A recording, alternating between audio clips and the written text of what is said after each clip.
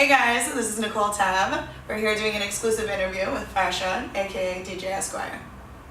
So Fashion, your Instagram says that you're a lawyer by day and a DJ by night.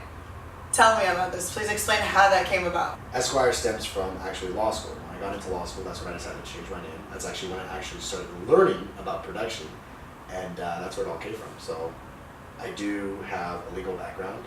So what inspired you to start DJing? What got you into it? Music. I've always been a fan of music in general. Always wanted to be a DJ. Don't know why, but production actually started about 4 or 5 years ago. Taught myself how to produce. You taught yourself? On YouTube. Wow. YouTube tutorials. That is awesome. Yeah, taught myself how to produce, no school or anything. Okay, so being a DJ, I'm sure there are plenty of amazing stories, and I'm sure that you've been to amazing locations. What's your favorite location, and what crazy story do you have from there? I'd have to say my favorite place to DJ was Beirut, and it's a crazy story. I actually never played Beirut before. First time going out there, I thought it was not going to be safe, but it ended up being amazing. Perfectly fine, no issues. I was DJing on the rooftop at a club by the name of Skybar, which was voted the #1 club like 2 or 3 years running in a row at the time. And behind me was like a 200-foot drop, and people were pulling up in their yachts to listen to music. Wow. It was crazy, and I DJ'd all night. The next morning, I didn't sleep. I DJ'd all night, got done about 5 in the morning, and the next morning they picked me up on a boat, and we went like cruising in the sea.